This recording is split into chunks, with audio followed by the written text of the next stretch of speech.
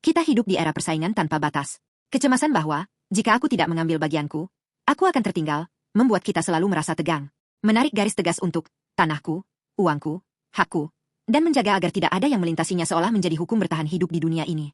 Namun, Alkitab mengatakan bahwa, pengorbanan yang tulus, yaitu memberikan sedikit ruang dari batas milik kita, sebenarnya adalah strategi paling kuat untuk menyelamatkan komunitas sekaligus diri kita sendiri.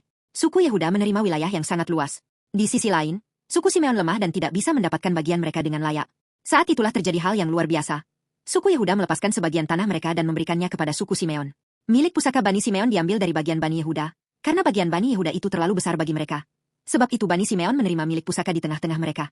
Yosua 19:9. Di sini, kata, milik pusaka, bahasa Ibrani, Hevel, berarti, tali, atau, garis batas. Namun menariknya, kata ini memiliki akar kata yang sama dengan kata yang berarti, penderitaan. Apa artinya? Menghapus garis batas sendiri dan membagikan bagian kita kepada orang lain adalah hal yang menyakitkan. Seperti memotong daging sendiri. Pengorbanan sukarela dan fleksibilitas demi sesama bukanlah hal yang mudah. Namun, suku Yehuda menanggung penderitaan itu dan dengan fleksibel menyesuaikan garis batas mereka demi suku Simeon. Puncak dari fleksibilitas dan kasih yang besar ini ada di dalam Yesus Kristus.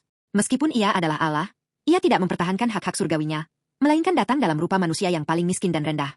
Inilah puncak dari fleksibilitas. Kita semua hidup di balik garis batas, dosa yang kaku, terputus dari Allah dan terkurung oleh tembok keegoisan. Yesus memberikan tubuhnya di kayu salib untuk meruntuhkan batas dosa yang kaku itu.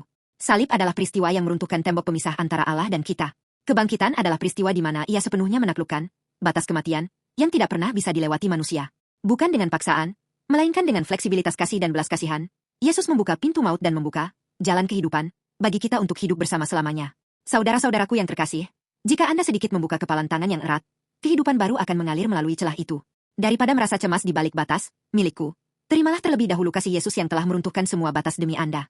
Ketika kasih itu masuk ke dalam hati kita akan menjadi pribadi yang murah hati yang mampu memberi ruang bagi orang lain.